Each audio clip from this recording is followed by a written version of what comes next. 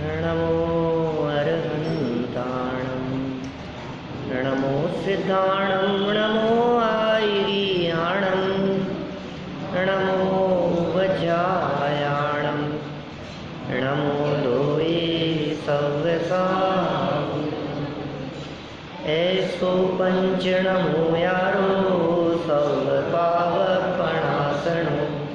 मंगलाणं च सौवेशं परमं भूरि मंगलम् चतारि मंगलम् अरहन्तामंगलं सिद्धामंगलं साहुमंगलं केवली पन्नतो धम्मो मंगलं चत्तारि लोकोत्तमा अरहन्ता लोकोत्तमा सिद्धा लोकोत्तमा साहु लोकोत्तमा केवली पन्नतो धम्मो लोकोत्तमो चत्तारि शरणं प्रव्रजामि अरहन्ते शरणं प्रव्रजामि सिद्धे शरणं प्रव्रजामि साहु शरणं प्रव्रजामि केवली पन्नतं धम्मं शरणं प्रव्रजामि।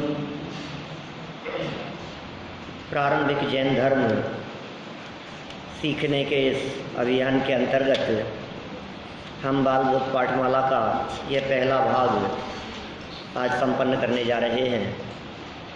बहुत सारे विषयों के संदर्भ में हमने थोड़ी थोड़ी चर्चा यहाँ की है, जिसमें प्रणमोकार महामंत्र शुद्ध बोलना, किसने लिखा, कब लिखा, कहाँ लिखा, कौन सी भाषा में लिखा, किसे नमस्कार किया गया है और अरहंतों को पहले नमस्कार क्यों किया, सिद्धों को बाद में नमस्कार क्यों किया, बड़े कौन हैं, इसकी शुद्धता का ध्यान रखना, नमोकार मंत्र बोलने से, उसका जाप करने से, तो उसमें नमस्कार किए गए पंच परमेष्ठियों का स्मरण करने से हमें क्या लाभ हो सकता है, ये सब बातें हमने विस्तार से पहले देखी थी। फिर चत्तारी मंगल पाठ, उसमें भी जहाँ जहाँ हम अशुद्धि बोलते हैं उसकी चर्चा हुई, तीर्थंकर और भगवान, उनके अंतरों की चर्चा हुई, तीर्थंकर की परिभाषा, भगवान की परिभाषा, भगवान कौन होते हैं, 24 तीर्थंकरों के संबंध में सामान्य बातें हमने देखी। फिर देव दर्शन की विधि, भगवान का दर्शन किस प्रकार से होना चाहिए, फिर जीव क्या है और अजीव क्या है, उनकी परिभाषाएं, उनका स्वरूप, जीव अजीव को जानने से क्या लाभ है, फिर दिनचर्या हमारी किस प्रकार की होनी चाहिए, और ये सब चर्चा करने के उपरांत हमने भगवान ऋषभदेव संबंधी थोड़ी बहुत चर्चा की थी, जो सामान्य रूप से एक जैन होने के नाते हमें जानना चाहिए। एक बहुत सुंदर छोटी सी कविता, कल अंतिम चरणों में हमने इसका पाठ भी किया था, मेरा धाम इस कविता का नाम है। छोटे बच्चों को लक्ष्य में रखकर ये कविता लिखी गई, लेकिन इस कविता में जो मर्म छिपे हैं वे मर्म वास्तव में द्वादशांग का मर्म है, सारी जिनवाणी का मर्म है, सारे जैन शासन में क्या बात कहना चाहते हैं। भक्त से भगवान बनने की विधि है। मुझे मालूम है जब कभी मैं भक्त से भगवान बनने की बात करता हूँ तो लोग मुझे ये कहते हैं कि आप भगवान बनने की बातें करते हैं, पहले इंसान तो बन जाओ। सही बात है, लेकिन भाई इंसान तो हम आपको समझते ही हैं। जिनके लक्ष्य ऊंचे होते हैं वे छोटी छोटी बातें तो उनके जीवन में उतरती ही है। जो भगवान बनने की सोचता है ना, क्या वो मुनि नहीं बनेगा? मुनि बने बिना तो भगवान बना ही नहीं जा सकता है। जो व्यक्ति मुनि बनने की सोच रहा है, क्या वो रात्रि भोजन कर सकता है? क्या किसी की हिंसा कर सकता है? उसके सामने एक चींटी आए तो क्या वो उसे मार सकता है? मेरा कहने का मतलब ये है, जिसका लक्ष्य ऊंचा होगा निश्चित रूप से वो हिंसा, झूठ, चोरी, कुशील, परिग्रह, ये जो 5 पाप हैं, क्रोधाधिक कषाएँ हैं, सप्त व्यसन हैं, मद्य मांस मधु का त्याग, पंचोदंबर फलों का त्याग, ये जो श्रावक के जीवन में अपनाने योग्य जो आवश्यक हैं, उन सब का पालन भी उसके जीवन में अवश्य होगा। इसलिए लक्ष्य तो ऊंचा ही होना चाहिए। हमने तो खनिया धारा में एक वाक्य इस तरह का पढ़ा था, छोटा लक्ष्य बड़ा अपराध है। लक्ष्य छोटा नहीं हो, कब उपलब्ध होगा पता नहीं, मोक्ष की प्राप्ति इस पंचम काल में तो कही नहीं है, लेकिन जिस भूमिका तक इस पंचम काल में प्राप्त हो सकते हैं, श्रेणी चढ़ने की बात नहीं कही, लेकिन धर्म ध्यान की बात तो कही है। 7वें गुणस्थान तक तो संभव है, मुनि भूमिका तक तो संभव है, संत तो हो सकते हैं, मुनि तो हो सकते हैं इस पंचम काल में। तो उसकी शुरुआत कहाँ से होती है? अपने स्वरूप को जानने से। अपने स्वरूप को जाने बिना, अपने स्वरूप को पहचाने बिना शुरुआत नहीं हो सकती है धर्म की। धर्म की शुरुआत की बात कर रहा हूँ मैं। रोज़ाना मंदिर आ गए, रोज़ाना पूजन कर ली, रोज़ाना पक्षाल कर लिए, और यदि आगे बढ़ कर के बात करूं तो रोज़ाना हमने स्वाध्याय भी कर लिया, रोज़ाना हमने इन विषयों को समझ भी लिया, लेकिन अपने आप को नहीं जाना ना, तो धर्म की शुरुआत नहीं होती। सबको तो जाना, निज को न जाना, कैसा ज्ञान धारी तूने आपा न पहचाना। सबकी खबर है, सारी दुनिया की खबर है, कहाँ कहाँ क्या हो रहा है। सुबह उठते ही पहले न्यूज़पेपर और न्यूज़ चैनल्स से हमारे दिन की शुरुआत होती है। समाज में देख लो आप, सबकी खबर रखते हैं कौन से देश में क्या हो रहा है, कौन से समाज में क्या हो रहा है, राजनीति में क्या हो रहा है, खेलों में क्या हो रहा है, समाज में क्या क्या परिस्थितियाँ बन रही है, सबकी खबर है। हम कहते हैं तुझे अपने आप की खबर है क्या? तू कौन है? यही ये नाम वाला, ये शरीर दिखाई देता है, यही मैं हूँ। कभी कहता है मैं जवान हूँ, कभी कहता है मैं बूढ़ा हूँ, कभी कहता है मैं बालक हूँ, कभी कहता है मैं व्यापारी हूँ। पहले नक्की तो कर तू कौन है। ये अवस्थाएं तो बदलने वाली है ना। कभी कहता है सेठ हूँ, कभी कहता है मैं तो पुजारी हूँ, कभी कहता है मैं तो भक्त हूँ। ये तेरी भाषा बदलती रहती है। इन सब बदलती हुई चीज़ों में एक चीज़ ऐसी है जो नहीं बदलने वाली है, ये मैं पना। बचपन में भी कहते थे मैं, तो ये मैं पना कहाँ से उठ रहा है? ये मैं कौन है? उस मैं का नाम है शुद्ध आत्मा, उसका नाम है आत्म तत्व, उसका नाम है जीव तत्व। सारे गाजे बाजे सब उसके पीछे हैं, समझ लो आप। वो जीव इस शरीर से निकल करके चला गया और सब खत्म है कहानी। किसी भी क्षण हो सकती है ये दुर्घटना किसी के भी जीवन में। अब इसे दुर्घटना कहें कि सुघटना कहें, जिन्होंने जीवन भर पाप किया हो, अनीति अन्याय किया हो, उनके लिए तो ये दुर्घटना ही कहलाएगी, क्योंकि पता नहीं कहाँ जाना है। लेकिन जिनका जीवन अच्छा बीता होगा उनका मरण भी अच्छा होगा, और जिनका जीवन और मरण अच्छा होगा निश्चित रूप से उनका परभव भी बहुत अच्छा होगा। तो यहाँ अपने स्वरूप की चर्चा में पहला वाक्य कह दिया। नाम क्या है आपका? शुद्धात्म। बहुत सुंदर छोटी सी कविता है, एक बार पुनः पाठ कर लेते हैं हम इसका, याद हो जाए, होनी चाहिए। होगी ना याद? बच्चों को कराते हैं याद, लेकिन बड़ों को भी होनी चाहिए, क्योंकि सुंदर भाव भरे हैं। अभी इसकी उपयोगिता की चर्चा करेंगे, इसमें क्या क्या मार्मिक बातें हैं। एक बात और ध्यान आकर्षित करना चाहता हूँ, शुद्धात्म है मेरा नाम। ये जो कविता, ये छोटी सी कविता लिखी गई है, लगभग 40 साल पहले लिखी गई होगी ये पुस्तक। प्रथम संस्करण इसका कब छपा है देखो आप, 1968 में। 50 साल पुरानी बात हो गई, 49 साल हो गए। आपने 7-8 साल की उम्र में पढ़ी है, बचपन में स्कूल में। 67-68 में, वही 49 साल पहले लिखी गई है ये पुस्तक। उसी समय इस कविता की रचना हुई, जिसे लिखा रतनचंद जी साहब ने, और उनके जो सुपुत्र है उसका नाम है शुद्धात्म। मैंने शुद्धात्म भैया को लक्ष्य में रखकर उन्होंने अपने पुत्र के लिए ये कविता लिखी है, जिसको बालबोध पाठमाला में उन्होंने डाल दिया। बहुत सुंदर ये कविता है, और सच में उनका नाम तो देह का नाम भी है, लेकिन आत्मा का तो सभी का नाम शुद्धात्म है। रिपीट करेंगे सभी लोग। शुद्धात्म है मेरा नाम, मात्र जानना मेरा काम। शुद्धात्म है मेरा नाम, मात्र जानना मेरा काम। मुक्ति पूरी मिलता जहाँ पूर्ण विश्राम। मुक्तिपुरी है मेरा नाम, मिलता जहाँ पूर्ण विश्राम। कैसी है वो जगह, वो मुक्तिपुरी, वो मेरा स्थान? जहाँ भूख का नाम नहीं है, जहाँ प्यास का काम नहीं है।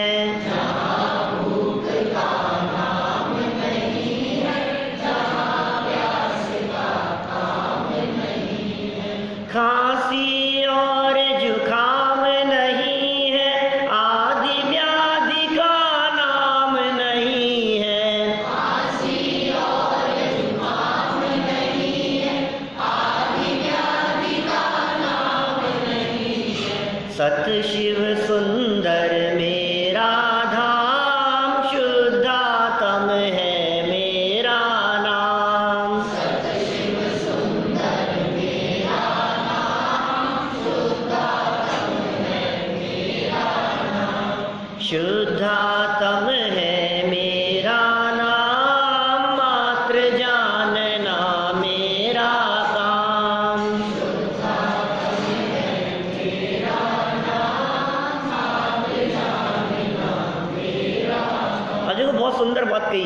जब अर्थ करेंगे अपन तब करेंगे विस्तार से बात। तो मैंने कहा कि उस अवस्था की प्राप्ति, वो मेरा धाम, उसकी प्राप्ति के लिए करें क्या हम? तो क्या कहा? स्वपर वेद विज्ञान करेंगे, निज आत्म का ध्यान धरेंगे।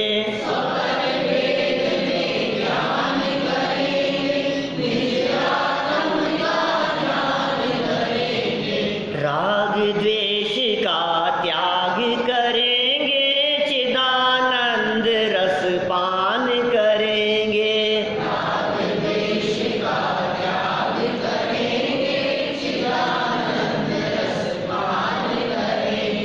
सब सुखदाता मेरा धाम, शुद्धात्म है मेरा नाम।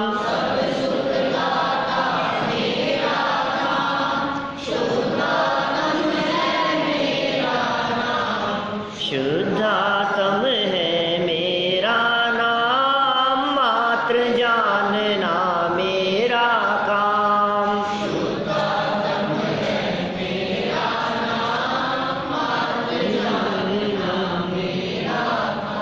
हमारा असली परिचय करा दिया है, ठीक है ना? अपना नाम क्या है, अपना काम क्या है, अपना धाम कौन सा है। नाम, काम और निवास स्थान, ये मुख्य परिचय के अंतर्गत आती है ना बातें। अपना असली नाम है शुद्धात्म। तो क्या करना, अब कहीं बायोडाटा लिखना हो तो नाम क्या लिखना? अजय गुर्दा लिखना है कि शुद्धात्म लिखना? शुद्धात्म लिखोगे तो काम नहीं चलेगा, क्योंकि जिसे परिचय चाहिए उसे आपके आत्मा का परिचय नहीं चाहिए, उसे आपके देह का परिचय चाहिए जो मांग रहा है ना आपसे। तो कहीं लिखना हो, कहीं बताना हो, तो आप यदि अपने देह का नाम बतलाएं तो कोई ऐतराज नहीं है, ये व्यवहार है, ठीक है ना? लेकिन असली बात की खबर तो होनी चाहिए कि मैं कौन हूं। श्रद्धान असली चीज का और व्यवहार लोक व्यवहार चलाने के लिए दो नए हैं। एक का नाम है निश्चय और एक का नाम है व्यवहार। दो नए, इन दो नयों के माध्यम से सारा जगत चलता है। इसलिए इस सृष्टि को, इस जगत को दुनिया कह करके पुकारते हैं। दुनिया, दुनिया कहते हैं ना, दो नए पर जो चले उसका नाम है दुनिया। दो नए मतलब एक है सच्चाई और एक है व्यवहार। आप हमारे यहाँ घर आए और हमने कहा आप अपना ही घर समझिए, ये व्यवहार है। आप ही की कृपा से ये व्यवहार है। सच्चाई हम भी जानते हैं, ये घर हमारा है, उनका नहीं है। सारी असलियत हम जानते हैं। ये असलियत वो श्रद्धान करने योग्य है और बोलचाल, व्यवहार, ये सब कहने के लिए है। तो हमारा जो व्यवहारिक नाम दिखाई देता है, जो उम्र दिखाई देती है, 40 साल उम्र है, 42 साल उम्र है, 45 साल है, किसी की 75 साल है, ये उम्र इस देह की उम्र है। वास्तव में जो अंदर जीव रहने वाला है उसकी कोई उम्र नहीं होती, क्योंकि उसका जन्म ही नहीं होता, वो मरता भी नहीं है। आत्मा कभी मरता नहीं है। मैं कभी मरने वाला नहीं हूँ। पहले किसी और गति में था, अभी कहीं और हूँ और भविष्य में कहीं किसी और गति में चला जाऊँगा। प्रयास यह करना है कि ये जन्म मरण की अवस्थाएं छूटते हुए, टूटते हुए हमेशा हमेशा के लिए शाश्वत धाम मुक्तिपुरी की प्राप्ति हो जाए। काम क्या है हमारा? नाम तो पता लग गया, शुद्धात्म है, और काम क्या है? जानना। सच बात है, जानने के अलावा आप कुछ और कर नहीं सकते। जिसका लेवल जितना बड़ा बड़ा होता चला जाता है वो सिर्फ जानने वाले होते हैं, कर्ता धर्ता नहीं होते। कल हमने भगवान की बात भी कही थी, हमारे भगवान सिर्फ ज्ञाता दृष्टा है, कर्ता धर्ता नहीं है। किसी का भला नहीं करते, किसी का बुरा नहीं करते। हाँ, ये कहना व्यवहार है, द्रौपदी को चीर बढ़ायो, सीतापति कमल रचायो, अंजन से की अकामी, दुख मेटो अंतर्यामी, ये सब व्यवहार है। व्यवहार की भाषा है इसी प्रकार की। न तो महावीर भगवान सिद्धालय से उतर करके आने वाले हैं, न पार्श्वनाथ भगवान उतर करके आएंगे, न आदिनाथ भगवान उतर करके आएंगे। हमारे यहाँ जैन परंपरा में अवतारवाद नहीं है। एक बार जो मुक्त हो गए वे लौट करके नहीं आएंगे, फिर भले ही तुम कितना भी पुकारते रहो, एक बार तो आना ही पड़ेगा। चले आना महावीरा चले आना, भजनों में कितना भी कहते रहो आप, भगवान तो उतर करके आते नहीं हैं। उस अवस्था की प्राप्ति हमें भी हो जाए, ना, वो कैसे होगी कि जो काम वो करते हैं वो काम हम भी करने का प्रयास करें। अच्छा काम है ना। कल कह रहे थे पारस जी वैसा कि वो मौन लें तो कोई बुरा है क्या हमारे लिए, हम ले सकते हैं कि नहीं, क्या अच्छी बात है ना। कई लोग कहते हैं कि सब मनेराजों के लिए, अरे जो काम मनेराजों के करने योग्य हो वो काम यदि श्रावक भी प्रैक्टिस रूप में करे तो क्या ऐतराज है। आखिर उस स्थिति को प्राप्त करना ही है ना। और मैं कहता हूं देखो, हमारी अवस्था और भगवान की अवस्था में क्या अंतर है। हम जो जानते हैं उससे प्रभावित होते हैं और भगवान सब कुछ जान करके भी उससे अप्रभावित रहते हैं। बस ये है भगवान, सब कुछ जानेंगे उससे प्रभावित नहीं होंगे। क्या फर्क पड़ता है, होंगे। राग द्वेष नहीं है, प्रभावित होते हैं तो राग द्वेष खड़े होते हैं और प्रभावित नहीं होते तो राग द्वेष नहीं होते। मात्र जानना, कुछ नहीं कर सकता है, बिजनेस नहीं कर सकता है, व्यवहार में यही कहा जाएगा हमने इतना कमा लिया, तेरे कमाने से नहीं कमाया जाता। अच्छा, कितनी मेहनत करें कि पैसा कमा लिया जाए, सुबह से शाम तक दिन रात एक कर देवे और शाम को लात मार के भगा दिया जाए। वो लोग 2 रुपये नहीं मिले उसको, 2 पैसे नहीं मिले, चोरी का इल्ज़ाम लगा करके भगा देवे उसको। पाप कर्म का उदय हो तो, और पुण्य का उदय हो तो कुछ भी नहीं कर रहा है और जमीन खोदे और धन निकलता है। क्या करें, उदय के हिसाब से होती है व्यवस्था, तुम्हारे करने से नहीं होती है। तुम कितना भी अभिमान करते रहो किसी पर तो चलती नहीं है। वो कौन सी आंख फड़कती है तो अच्छी होती है दीपेश जी, राइट वाली है? राइट। और कभी यदि लेफ्ट यदि फड़क रही हो तो क्या करें, उसको तो रोको, और ये जो अच्छी है ना उसको फड़काओ। अपने कंट्रोल में नहीं है, अपने कंट्रोल में नहीं है भाई साहब। ये आंख अपने कंट्रोल में नहीं है, ये दांत अपने कंट्रोल में नहीं है। क्या बेटा, हम चाहते हुए भी कितने लोग अपना वजन कम करना चाहते हैं, कितने लोग वजन बढ़ाना चाहते हैं, कितने लोग काले से गोरा होना चाहते हैं, कितने लोग, सब ये चाहते हैं कि हमारी आंखों पे चश्मा नहीं चढ़े, सब ये चाहते हैं कि हमारे बाल सफ़ेद नहीं हो। दुनिया में कोई नहीं चाहता है कि हमारे बाल झड़ जाएं। लेकिन देखो आप कुर्सियों में बैठे हुए नहीं दिखती है ऐसी हालत। आप चाहते थे साहब कि आपको गाय धक्का दे दे, आप रीढ़ की हड्डी, महीने भर में आए ना आप, 1.25 महीने में, बोलो आप सोचते थे ऐसा? कौन सोचता है अपने बारे में अहित हो जाए, ऐसा कोई नहीं सोचता है। तो फिर होता क्यों है ये बताओ।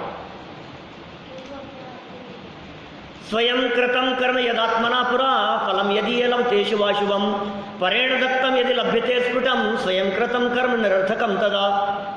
अमित गति आचार्य कहते हैं सामायिक पाठ में, कर्म शुभाशुभ फल निश्चय ही वे देते, करे आप फल देय अन्य तो स्वयं किए निष्फल होते। हमारे द्वारा किए गए कर्म, उनका फल हमें मिलेगा ही मिलेगा।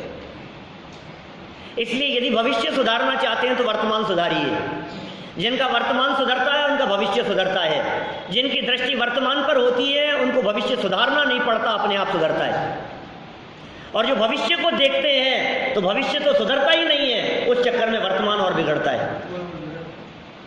एक बहुत सुंदर वाक्य बड़े पंडित जी का आता है कि देखो, जो लोग वर्तमान सुख के बारे में विचार करते हैं, वर्तमान भव के सुख के बारे में विचार करते हैं, वे लोग पाप करते हैं। और जो लोग अगले जन्म के सुखों के बारे में बात करते हैं, वे लोग पुण्य करते हैं। और जो शादी अनंत काल के लिए परमानेंट सुख का लक्ष्य करते हैं, वे धर्म करते हैं। पाप पुण्य और धर्म तीनों बता दिए। आप यदि मुक्तिपुरी की भावना भाते हैं तो आप धर्म करेंगे। आप यदि अगले जन्म के बारे में सोचेंगे, अरे मर करके नरक में नहीं चला जाऊं, त्रियंश में नहीं चला जाऊं, मेरे साथ ऐसा नहीं हो जाए, तो क्या होगा, आप पुण्य करेंगे। और जो जीव सिर्फ वर्तमान भाव के बारे में विचार करते हैं, वे पाप ही कमाते हैं और कुछ नहीं करते हैं। वर्तमान भाव के बारे में विचार मतलब बुढ़ापा सुधर जाए, पेंशन स्कीम ऐसा हो, बुढ़ापे का सहारा है, ये करो, इतना कमा लो, इतना इन्वेस्टमेंट कर दो। ये सब किसके बारे में सोच रहे हो आप? वर्तमान भाव के बारे में सोच रहे हो। तो पाप कमाने के अलावा और क्या करोगे? इकट्ठा करने का भाव है, और क्या है। जो व्यक्ति अगले भाव के बारे में सोचता है वो दान पुण्य करता है। लेकिन उससे भी एक ही भाव सुधरेगा। यहाँ तो जन्म जन्मांतरों के सुधारने की बात चल रही है। अरे सुधारने की नहीं, जन्म मरण होवे ही नहीं, ऐसी बात चल रही है। ठीक है, मुक्तिपुरी को धाम कह दिया गया है। यहाँ धाम मतलब होता है निवास स्थान। कौन सा घर है हमारा? कहाँ रहते हैं? 589 गोलूंगा चौक है, हमारा भी वही घर था, अब बदल गया। हम भी यहीं थे, अब जनता कॉलोनी में है। बोलो अब क्या करें? तो वो घर है कि ये घर है? फिर जितने डॉक्यूमेंट्स थे सब में एड्रेस चेंज। ये क्या हुआ? जीते जी एड्रेस बदल गया क्या? जीते जी भी एड्रेस बदल जाता है? हाँ बदल जाता है ना। और ये एड्रेस जो बदला है, ये एड्रेस तो उस चूने मिट्टी के मकान का बदला है। अभी एक दूसरा एड्रेस और बदल सकता है, कभी भी बदल सकता है, बिना प्री इंफॉर्मेशन बदल सकता है क्या? रातों रात खाली करना पड़ सकता है। कौन सा मकान? ये शरीर रूपी मकान। क्या ये शरीर भी तो मकान की तरह है। इस शरीर रूपी मकान को खाली करेगा और यहाँ से कहाँ चला जाएगा? फिर दूसरा घर। इसलिए विचार करना भैया, ये धाम परमानेंट नहीं है। मरकर के त्रियंश में चले गए तो वो भी परमानेंट अवस्था नहीं है। अरे नरक में चले जाएंगे तो भी परमानेंट नहीं है। और मरकर के यदि स्वर्ग की प्राप्ति हो गई तो भी शाश्वत सुख मिलने वाला नहीं है, क्योंकि स्वर्ग भी चारों गतियों में ही है, स्वर्ग भी संसार अवस्था में ही है। मुझे मालूम है यहाँ संसार दशा में रहते हुए मनुष्यों से यदि बात करो तो सब स्वर्ग जाने की तमन्ना रखते हैं, और वे जाएं कहीं भी, उनके जाने के बाद लोग कह ही देते हैं स्वर्गवासी, स्वर्गीय है। स्वर्ग में स्वर्ग इतना अच्छा है, स्वर्ग दूर के ढोल सुहावने, ऐसी हालत है। देवगति की चर्चा करेंगे अपन आगे के भागों में। जब आगे चर्चा करेंगे तो पता लगेगा वहाँ का माहौल क्या है। लेकिन भाई हमें तो देवगति में भी नहीं जाना, वहाँ भी जीवन तो पूरा होता है ना। फिर क्या होगा? छेड़ाला में लिखते हैं अंतिम छंद में, तहते चैत आवर्तन धरे। दौलत राम जी, छेड़ाला पहली ढाल, अंतिम छंद है। जो विमानवासी हूँ था सम्यक दर्शन बिन दुख पाए। इन लाइनों की चर्चा करूंगा फिर कभी। फिर क्या कहा? तहते चैथावर्तन धरे यो परिवर्तन पूरे करे। वहां से मरकर देव मरकर के एकेंद्रीय हो जाता है क्या? वनस्पति का एक हो जाता है, पेड़ पौधों में चला जाता है, पृथ्वी का एक हो जाता है, जल का एक हो जाता है। पेड़ मर करके, देव मर करके मनुष्य हो जाए, त्रियंज हो जाए, गाय भैंस कुत्ता बिल्ली हो जाए, आपको वो देवगति चाहिए? कितने समय के लिए मिलेगी?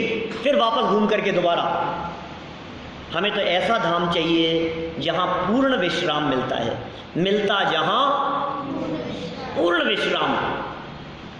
हमें जिस घर में आराम मिलता है वहाँ तो टेम्परेरी विश्राम है। आप कब तक आराम करेंगे बताओ? और आराम है ही नहीं ना, सुख है ही नहीं, क्योंकि हमारे साथ में झंझटें लगी हुई है। क्या क्या? भूख है, प्यास है, खांसी जुकाम है, सर्दी गर्मी है, माथे पर 3 साल पड़े रहते हैं। ये बीमारी कम नहीं है। शारीरिक बीमारी नहीं हो तो मानसिक है, शारीरिक और मानसिक ये दोनों लगी रहती है। देखो आगे 4 लाइनों में क्या लिखा। कौन से निवास की बात कर रहे हैं हम? मुक्तिपुरी है मेरा धाम। वहाँ क्या मिलेगा? भूख का नाम नहीं है। क्या आप भूख से परेशान नहीं है? क्षुधा रोग विनाशनाय नैवेद्यम निर्वपामीति स्वाहा। पूजन करते समय रोजाना बोल देते हैं। मैं जब विधान आदि हम लोग जब कभी करते हैं तो मैं ज़रूर इस तरफ ध्यान आकर्षित करता हूँ। बोलो, आप मंत्र बोल करके चढ़ा रहे हो क्षुधा रोग विनाशनाय, और कल्पना करो आपकी ये विनती स्वीकार हो गई और भूख मिट जाए तो क्या होगा? डॉक्टर के भागेगा शाम को दूसरे दिन, डॉक्टर साहब भूख ही नहीं लग रही है। भगवान के सामने तो मंत्र बोल करके चढ़ा रहा था क्षुधा रोग विनाशनाय। ये क्षुधा रोग है, ये बीमारी है, ये मिट जाए। क्योंकि ये पेट ऐसा फूटा गड़ा है कि सुबह इसको भरो और शाम को खाली, 4-6 घंटे बाद में खाली हो जाता है। ये क्या हुआ? अंदर में अग्नि जल रही है, उस अग्नि को कहते हैं जठराग्नि। पेट में जो अग्नि जल रही है ना वो जठराग्नि कहलाती है।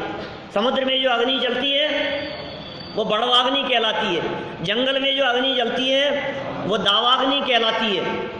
कई तरह की अग्नियाँ हैं, क्रोधाग्नि, कामाग्नि, क्या तो ये कौन सी अग्नि पेट में जो जल रही है, जठराग्नि, वो अग्नि है, भस्म कर देती है वो सब, कितना भी खाओ खत्म। ऐसा नहीं हो सकता। 3 दिन के लिए बाहर जाना है, वहाँ भोजन आदि की व्यवस्था होगी नहीं, बाजार का कुछ खाते पीते नहीं है, तो एक काम करें, आज ही इतना खा चलो कि 3 दिन फिर जरूरत नहीं पड़े। Is it possible? संभव ही नहीं है ये चीज। जहाँ भूख का काम नहीं है, नाम ही नहीं है भूख का, तो प्यास तो लगती होगी कि नहीं। मुक्ति में प्यास भी नहीं लगती। मुक्त अवस्था माने भगवान, मुक्त अवस्था माने सिद्ध अवस्था, मुक्त अवस्था माने अशरीरी, अशरीरी सिद्ध भगवान आदर्श तुम ही मेरे। हमारे सिद्ध भगवान अशरीरी हैं। ध्यान है आपको, 16 तारीख को बात की थी मैंने, 16 मार्च 2017, 15 मार्च से बालबोध पाठमाला शुरू की थी अपन ने। 16 तारीख को हमने चर्चा की थी सिद्ध भगवान की, पंच परमेष्ठियों के बारे में। सिद्ध भगवान अशरीरी होते हैं। एक प्रतिमा की बात कही थी मैंने, सिद्धों की प्रतिमा देखी है आपने कभी? देखिए सिद्धों की प्रतिमा, क्यों साहब ध्यान आ रहा है? सिद्ध भगवान देखा, कहाँ देखे? उसमें खाली जगह होती है। तो जो आकार दिख रहा है आपको वो सिद्ध नहीं है, जो खाली है ना स्पेस, वो है सिद्ध। लेकिन खाली स्पेस को हम दिखा नहीं सकते, प्रैक्टिकल प्रॉब्लम है। खाली स्पेस दिखाना है हमारे को, सिद्ध भगवान दिखाने हैं अशरीरी, तो कैसे दिखाएं? तो बाहर का रूप दिखा दो और अंदर में वो कटिंग दिखेगा। तो वो जो नहीं है वो है सिद्ध भगवान, अशरीरी हैं, शरीर नहीं है। और ये सारी जितनी बीमारियां हैं, जितनी तकलीफ़ है, ये सब शरीर की तकलीफ़ है। जहाँ शरीर नहीं है वहाँ तकलीफ़ नहीं है। ऐसा भी लिखा है कई साहित्यकारों ने, यह शरीर तो दुख भोगने का माध्यम है। शरीर है तो दुख है, शरीर नहीं है तो दुख नहीं है। हाँ, लेकिन ऐसा सोच करके कोई व्यक्ति ये नहीं सोच ले कि ठीक है मैं दुखों से मुक्ति के लिए शरीर छोड़ देता हूँ। तो ध्यान रखना, दुखों से मुक्ति का उपाय आत्म आराधना है, आत्मघात नहीं। माने शरीर फिर नया मिल जाएगा ना, हमेशा के लिए शरीर से मुक्ति हो जाए, साथ ही अनंत काल के लिए सिद्ध अवस्था की प्राप्ति हो जाए, उस अवस्था की चर्चा चल रही है। भूख और प्यास नहीं है, और क्या नहीं है? खांसी जुकाम नहीं है, शरीर ही नहीं है तो खांसी जुकाम कैसे होगी? शरीर ही नहीं है, कैंसर नहीं। अभी देखो कोई व्यक्ति ऐसी चीज़ें मिल जाए, चमत्कारिक चीज़ें, तो कितना खुश होता है ना। डायबिटीज़ के टीके लग गए मान लो, क्या किस किस के लगते हैं ना ये सब, चेचक के और न मालूम किस किस के, तो ऐसा लगता है अब ये बीमारी नहीं होगी। अरे यार फ्री हो गए। चलो अपन तो 3 लगने थे 3 साल में, अपने 3 साल में 3 लग गए, गंगा जी नहाए, अपन इस बीमारी से मुक्त हो गए। एक बीमारी से मुक्त हुआ है, दूसरी से नहीं। क्या कैंसर हो जाएगा, हार्ट की प्रॉब्लम हो जाएगी, किडनी की प्रॉब्लम हो जाएगी, डायबिटीज हो जाएगी, दुनिया भर की झंझटें, कमर दर्द, घुटने दर्द, ये सारी प्रॉब्लम्स कहाँ नहीं है? बोलो भाई, कहाँ नहीं है? मुक्तिपुरी में। मुक्तिपुरी मतलब बोलोगे तो समझ में आएगा, समझ।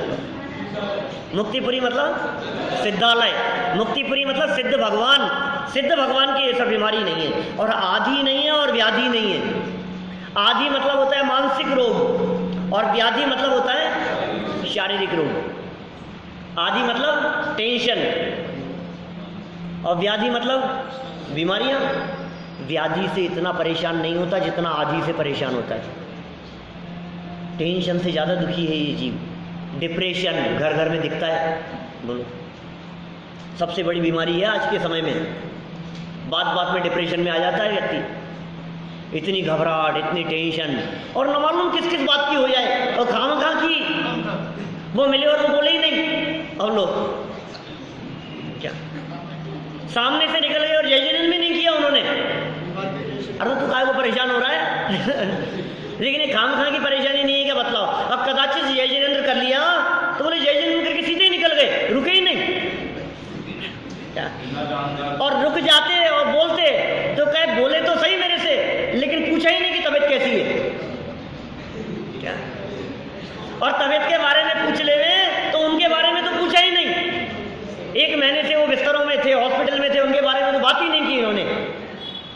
अपेक्षाएं ख़त्म नहीं होती भाई साहब। तुम खामे दुखी हो क्या?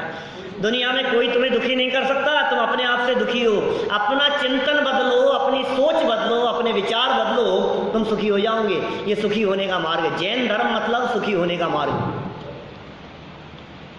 जिस विधि को अपना कर ये जीव सुखी हो सके, टेम्परेरी नहीं परमानेंट भी सुख की प्राप्ति हो, उस विधि, उस पद्धति, उस जीवन पद्धति का नाम है जैन धर्म।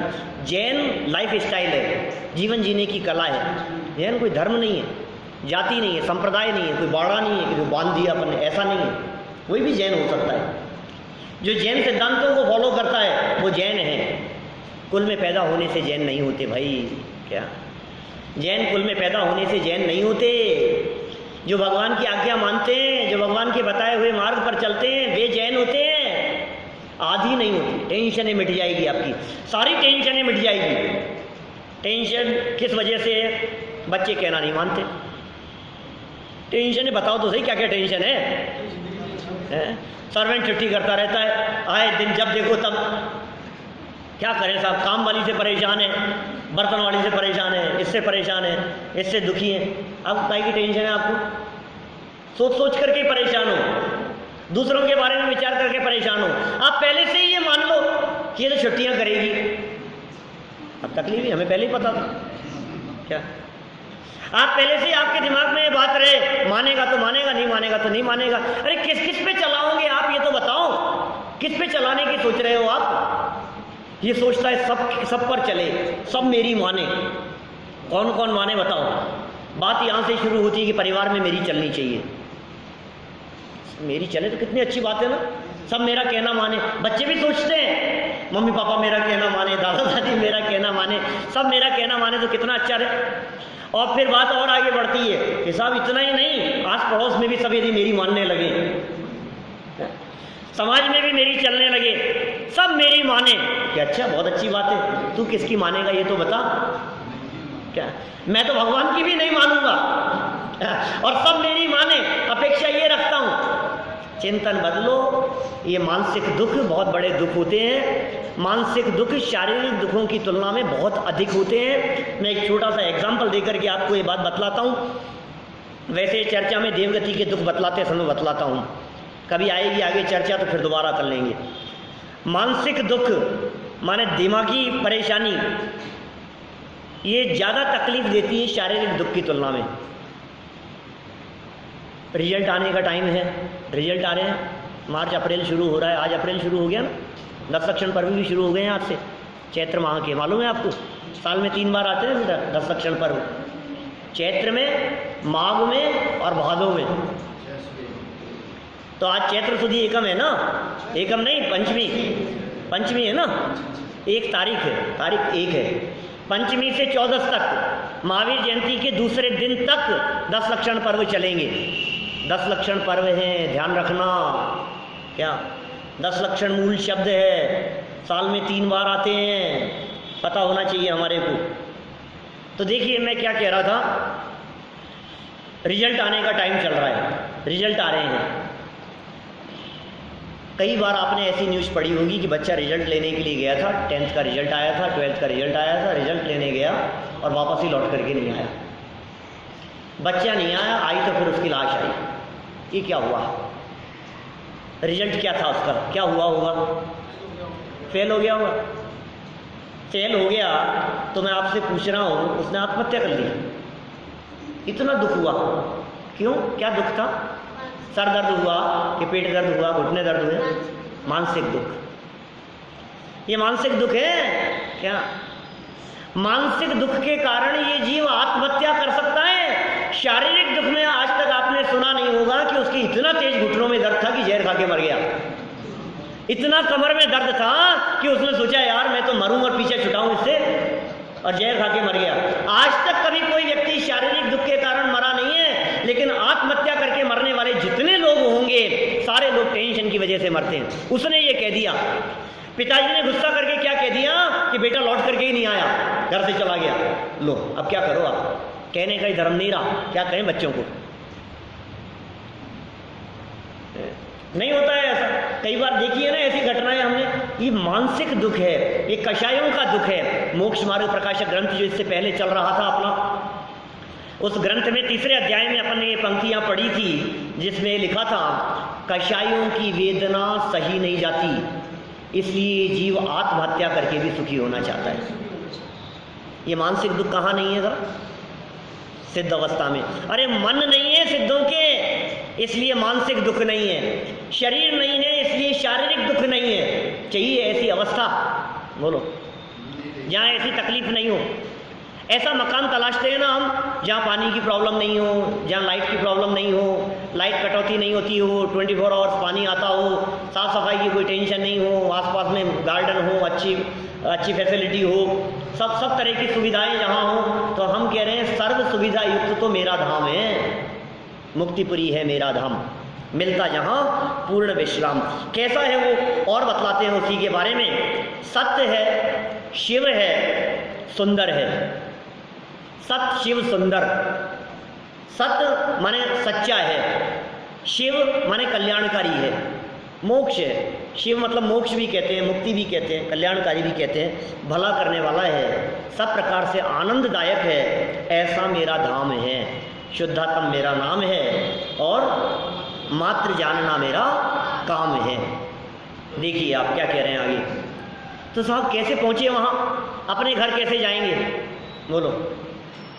पुराने भजनों में ऐसी पंक्तियाँ मिलती है विकास जी, 200 साल पुराने, 300 साल पुराने भजन यदि अपन उठा करके देखें ना, उन पुराने प्राचीन भजनों में दौलत राम जी, बुद्धचंद जी, भागचंद जी, ऐसे जो पुराने कवि हुए हैं, उनके भजनों में ऐसी पंक्तियाँ मिलेगी आपको। निज घर नाही पहचान्या जी, निज घर को पहचाना नहीं हमने, पर घर फिरत बहुत दिन बीते।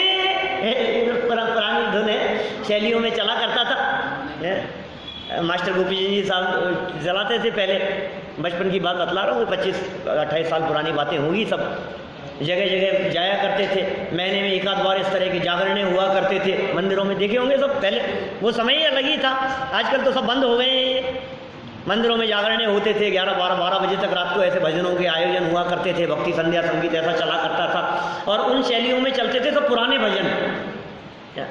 नहीं, जिनमें कोई भी फिल्मी भजन गाना ले लिया और उसमें 2-4 शब्द बदल करके वो भजन बन गया, ऐसा नहीं है। माने जो भजन होते थे वास्तव में बहुत अच्छे गहरे आध्यात्मिक भजन हुआ करते थे। उन भजनों में इस प्रकार की पंक्तियाँ आपको बहुत मिलेगी। तो उस अपने घर को पहचानने के लिए, अपने घर की प्राप्ति के लिए क्या करना पड़ेगा? कोई विधि है क्या कि जिससे मैं अपने घर पहुंच जाऊं? कि हाँ, उसके लिए आपको कुछ अभ्यास करना पड़ेगा, कुछ काम करना पड़ेगा, कुछ मेहनत करनी पड़ेगी, कुछ पुरुषार्थ करना पड़ेगा। और वो मेहनत पुरुषार्थ काम क्या है? क्या काम करेंगे बोलो? स्वपर भेद विज्ञान करेंगे, निज आत्म का ध्यान धरेंगे। ये बहुत बड़ी चीज़ है। जैन शासन का सार है स्वपर भेद विज्ञान, इष्टोपदेश ग्रंथ, अंतिम श्लोक पूज्यपाद आचार्य कहते हैं, जीवो अन्य पुद्गलश्चन्य इत्यसो तत्व संग्रह यदन्य तुच्यते किंचित सोस्तु तस्यैव विस्तर है। क्या स्पष्ट शब्दों में कितने साल पहले की घटना है, सोचो आप। 1500 साल पहले लिखा है, 1400-1500 साल पहले पूज्यपाद आचार्य की ये पंक्तियां हैं। जीव अलग है और पुद्गल अलग है, स्व कौन है और पर कौन है ये पहचान लो। स्व पर भेद विज्ञान, सारी तकलीफ ही इस वजह से हो रही है। पर के संभालने में तो सुखी हो रहा है और अपने आप की खबर नहीं है। श्रीमद राजचंद्र जी के सामने उनका जब शरीर बहुत कमजोर था तो किसी ने आकर के पूछा उनसे, तो उन्होंने क्या जवाब दिया? क्या? अपने बगीचे को पानी दे रहा हूं, अपने आत्मा रूपी अपने अंदर अपने बगीचे को पानी देने में पड़ोसी को पानी देना भूल गया। क्या? शरीर शिथिल हो गया, शरीर कमजोर पड़ गया, क्या करें? हम किसे संभालते हैं? एक आपके हाथ में, उन्हीं का कथन है श्रीमद जी का ही, एक तरफ दूध का लोटा है, बाजार से लेकर के आ रहे हैं, भरा हुआ दूध से भरा हुआ बर्तन है, दूसरी तरफ पानी से भरा हुआ बर्तन है, और रास्ते में आते आते एकदम झटका लगा, तो आप किसे संभालेंगे? दूध वाले को। दूध की जगह घी हो तो किसे संभालेंगे? घी वाले को। पानी वाले को नहीं।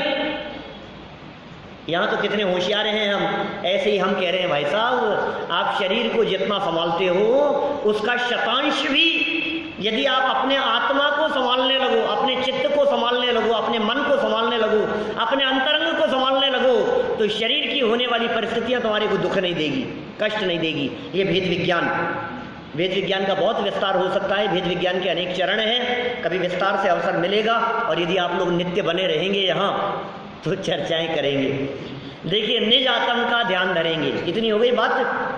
अब जैन धर्म वीतरागता, राग द्वेष का त्याग करेंगे, चिदानंद रस पान करेंगे। राग भी नहीं और द्वेष भी नहीं, ये जैन धर्म का मर्म है भाई साहब। सारे दुनिया में उपदेशदाता जितने मिलेंगे वो सब ये कहेंगे प्रेम से रहो, राग से रहो, मिलजुल करके रहो, अपनेपन से रहो। जैन धर्म क्या कहता है? राग भी नहीं, अपनापन और प्रेम भी नहीं। जब तक अपनापन और प्रेम आपके चित्त में रहेगा तब तक मुक्ति की प्राप्ति नहीं हो पाएगी। हो सकता है आपका लौकिक जीवन अच्छा हो, अच्छी बात है, घर गृहस्थी अच्छी हो सकती है आपकी, लेकिन यदि आपको मुक्ति की प्राप्ति करनी है तो आपका अटैचमेंट नहीं होना चाहिए किसी भी वस्तु के प्रति। अपने आत्मा का ध्यान। द्वेष बुरा है, लेकिन हमारे भगवान का जो लक्षण है, जो गुण है, वो वीत द्वेषी नहीं है, वीत राग है।